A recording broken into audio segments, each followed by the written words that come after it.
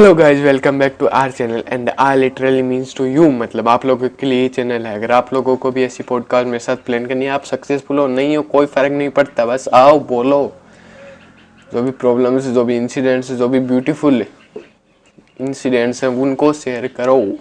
Podcast नहीं बनानी मेरे से, मतलब आपको एक कन्वर्सेशन नहीं करनी, आप खुद सोलो भी कर सकते हो, आप खुद भी कर सकते हो, अकेले ही कर सकते हो। आपको कोई इंसिडेंट बताना, बस बता दिया, खत्म। और अपनी प्राइवेसी भी हट नहीं करनी, मतलब अपना चेहरा भी नहीं दिखाना, मत दिखाओ, कोई दिक्कत नहीं है। आप बस अपना ऑडियो भेज दो, वो भी मत करो, कमेंट कर दो या डीएम कर दो, फिर सॉर्ट आउट कर लेंगे अपन। तो गाइस,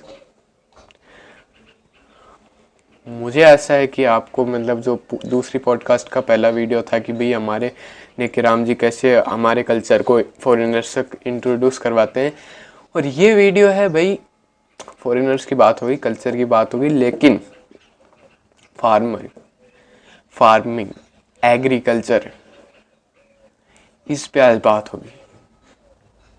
इस पे मतलब क्यों हम एक मतलब एग्रीकल्चर को निचला दर्जा समझते हैं, ऐसा कुछ क्यों हम ऐसा करते हैं। लेकिन आप उनकी स्टोरी सुनो तो भाई एग्रीकल्चर ने उनको सब कुछ दिया है। कैरियर ओरिएंटेड भी होना अच्छा है, बट ये चीज़ें भी ज़रूरी हैं। ये चीज़ें मीन्स, इसका मतलब एक तरह से मैं सार बोलूँ इस वीडियो का तो यही है कि भाई you have to be physically fit. Without physical fitness, without physically active, you can't be mentally fit, and that's what the world needs at this time, your mental fitness। भाई आप कोरोना में कहीं जाके दौड़ तो नहीं सकते, दौड़ से तो थोड़ी कुछ हो जाएगा, लेकिन आपको मेंटल फिटनेस तो अपनी रखनी पड़ेगी। तो उसके लिए पहले स्टेप क्या है कि आप फिजिकल फिटनेस को ग्रो करो। उनके मतलब मिलने से बाद मैं यार मतलब रोज़ अपने फार्म का चक्कर लगाता हूँ, रोज़ अपने आप को फिजिकली एक्टिव रखने की कोशिश करता हूँ। और भाई अगर सुबह सुबह शाम शाम आप करोगे ना थोड़ा बहुत फ़र्क पड़ेगा लाइफ में। यू कैन गिव टाइम, आप ऐसे नहीं बोलोगे हमारे पास टाइम ही नहीं है ऐसा कुछ। कोरोना अगर आप सिटीज़ में देखते हो तो आपके लाइफ में फिजिकल फिटनेस नहीं है, तो आप भी मेंटली भी फिट कैसे होगे। आप बोलते हो कि डिप्रेस हो गए बैठ के कोरोना में, तो भाई क्या कर रहे हो। बोल तो दिया आप डिप्रेस हो रहे हो, पर आप क्या कर रहे हो उस डिप्रेशन को हटाने के लिए। एक सिंपल सॉल्यूशन बताऊं तो भाई physical fitness. You have to be physical fit to be mentally fit. सीधा सा, अंग्रेजी पे ध्यान मत दो, इमोशन पे ध्यान दो, फीलिंग्स पे ध्यान दो, जो सार कहना चाहता हूँ उस पे ध्यान दो। तो आई होप कि ज़्यादा बोर ना करते हुए आपको सीधा इस पॉडकास्ट पे ले चलते हैं। नेकी राम जी की बात सुनिए, बहुत वैल्यू एडिंग है। तो guys, I am sure that if I can then you can too. अच्छा सर, तो सर अब फार्मिंग से कुछ क्वेश्चन है। हाँ पूछो। कि सर आप इतने नौकरी में भी जा सकते थे, लेकिन आपने किसानी क्यों चुनी, यही कैरियर क्यों चुना। और सर अभी क्या है इंडिया में धारणा क्या है कि किसानी से ना तो पैसा है, ना कुछ है, ना कोई इज्जत है, ना कुछ है। और जॉब में जाओगे तो पैसा भी है, इज्जत भी है, ये भी है, वो भी है। देखो, किसान का तो इसलिए चुना कि ज़मीन थी अपने, तो किसान के लिए क्या है कि किसान जिम में आया, काम किया, जिम में आया, तना के सो गया, फुल रेस्ट लिया। और सर्विस एक ऐसी चीज़ है कि वहाँ तो जाना ही पड़ेगा, जाना ही पड़ेगा, समझ गए आप। तो उत्तम खेती मध्यम व्यापार, खेती को उत्तम माना गया है, व्यापार को मध्यम माना गया, चाकरी तीसरे नंबर पर आती है। तो खेती किसानी में ये है कि खेती में अगर सरकार साथ दे तो किसान देश को न जाने कहाँ पहुंचा दे, लेकिन सरकार ने साथ नहीं दे रही आज तक। तो सर अभी सरकार की बात है, तो अभी जो 3 कानून निकाले, हाँ, काले कानून बोलते हैं, हाँ। तो सर उन पे आप क्या टिप्पणी करना चाहोगे। देखो भैया, 3 के काले कानून निकाले हैं ना, उनमें मैं एक ही कानून को गलत मानता हूँ। अच्छा। जो अनाज की लिमिट थी भंडारण की, वो ख़त्म कर दी। एक ही कानून गलत है और कोई कानून गलत नहीं है। मैंने ये भी पढ़ा था कि जो एमएसपी थी, हाँ, उसको भी हटा दिया, तो वो भी एक गलत चीज़ देखो है। भैया, एमएसपी में ये बात है, एमएसपी में आपका गेहूं तो है सोना, समझ गए, मेरा गेहूं है पीतल, तो सोने को पीतल के भाव किस तरीके से खरीदेंगे, एमएसपी में किस तरीके से खरीदा जाएगा वो गेहूं, ये बताइए आप मेरे को। आपके तो फ्रेश गेहूं है, मेरे कमज़ोर हैं, भीग गए, कुछ भी हो गए, काले हो गए, है। वो गेहूँ एक ही भाव बिकेंगे क्या? ये बताइए आप मेरे को, पित्तल और सोना एक भाव बिकेगा क्या? नहीं बिकेगा ना।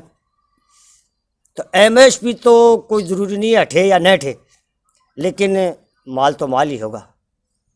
तो सर जो अभी किसान आंदोलन हो रहा है उस पर भी क्या आप सही मानते हैं, उसको गलत मानते हैं? मैं तो गलत मानता हूँ उसको। किसान आंदोलन पहले भी हैं, बिक गए सब।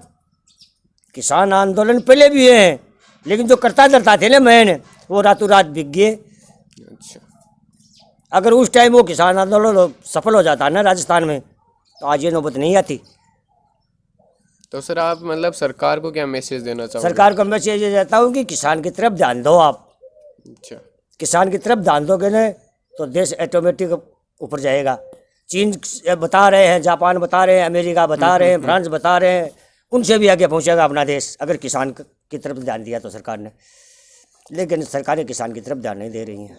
क्यों सर, इसके पीछे आपको क्या एक रीजन लगता है कि सरकार रीजन तो ये लगता है कि किसान ऊपर आ गया ना, हाँ हाँ। तो कोई किसान का बेटा यहाँ आके राज करेगा अपने ऊपर, तो किसान को चाहते ही नहीं है कोई सी सरकार, चाहे बीजेपी हो, चाहे कांग्रेस हो, चाहे कम्युनिस्ट हो, चाहे कोई सा भी हो, चाहे भले किसान को नहीं चाहती है सरकार। अगर किसान ऊपर आ गया ना तो अपनी दाल नहीं गलेगी। तो सर आपको मतलब एक ऐसी चीज़ जो फार्मिंग ने दी हो, या फिर कई सारी चीज़ें जो आपको फार्मिंग ने दी हो? देखो फार्मिंग ने तो ये क्योंकि है सर इंडिया में फार्मिंग को आपको जैसे मैंने पहले बताया कि एकदम निचला दर्जा समझा जाता है। तो सर कुछ अगर मैसेज देना चाहो आप यूथ को कि देखो एग्रीकल्चर को, जैसे खेती किसानी है उसको निचला दर्जा समझा जाता है, तो उनकी भूल। अगर खेती नहीं होगी ना तो देश में कुछ नहीं होगा। खेती के से देखो जीडीपी कितनी ग्रोथ करेगी। अगर यदि किसान की तरफ साथ दिया ना तो देश की जीडीपी 15, 16, 17 तक जा सकती है। कोई ज़रूरी नहीं है कि 7, 8 ही रहे, 15, 16, 17 तक भी जा सकती है। लेकिन किसान का साथ नहीं दे रहे हैं भैया। और खेती में है कैसे नहीं, अगर सरकार साथ दे तो। अब हम ऑर्गेनिक खेती कर रहे हैं तो ऑर्गेनिक का कोई मार्केट ही नहीं है। मार्केट देगी सरकार तभी तो होगा ना।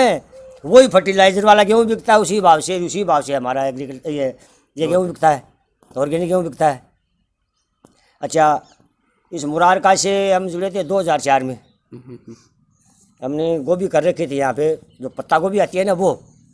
तो उसके 2 कर्मचारी जा रहे थे इधर रोड से, तो उसको देख के, उसकी ग्रोथ को देख के, उसके पत्तों को देख के, उसके फूल को देख के वो खुश हुए और मेरे पास आए। बोले भैया क्या डालते हो इसमें? भैया गोबर की खाद डालते हैं।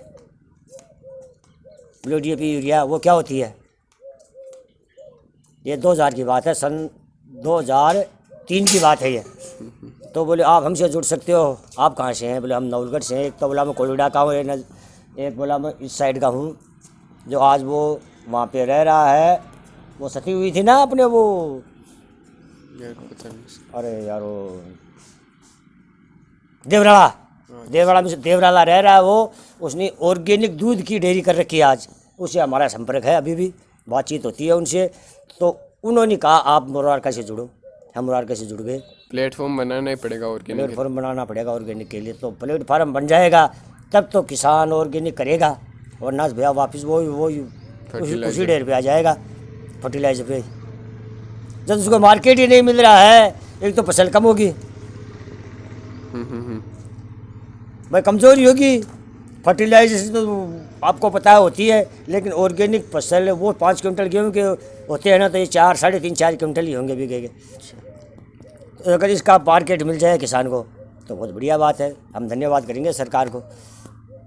तो सर आपको क्या लगता है कि पहले जब 1990 का टाइम था और अब का टाइम है, तो कुछ थोड़ा सा बदलाव हुआ है क्या सरकार के व्यवहार में खेती के? देखो खेती के बारे में तो कुछ व्यवहार तो हुआ है। अच्छा। लेकिन ये कर्मचारी है ना, जब बीच बिचौली है कर्मचारी है ना, ये परेशान करते हैं किसान को, कोई भी चीज़ में किसान को। मैंने एक बार कहा था मुझे प्याज के लिए भंडारण बनाना है। बोले यार पशु बंद हो गए आप इसमें। उसका जवाब देखो क्या जवाब दिया उन्होंने मुझे, कि आप पशु बंद हो गए उसमें। मेरे 46 बीघा में प्याज थे इस साल,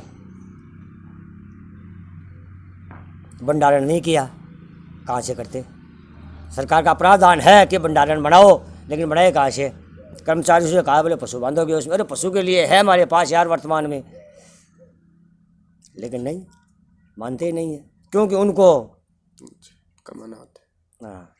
सर बीच बिचौलियों को हटा दो, सीधा से इसका यही है, अगर हाँ बिचौलियों को हटा दो ना, सबसे पहला काम जो सिंपल तरीके से होता सिंपल तरीके से हो जाए, सही है। है वो यही है कि बीच बिचौलियों को। बीच बिचौलिए को हटा दो। अच्छा सर, तो फिर भी सर एक वो क्वेश्चन था कि फार्मिंग ने आपको क्या क्या दिया?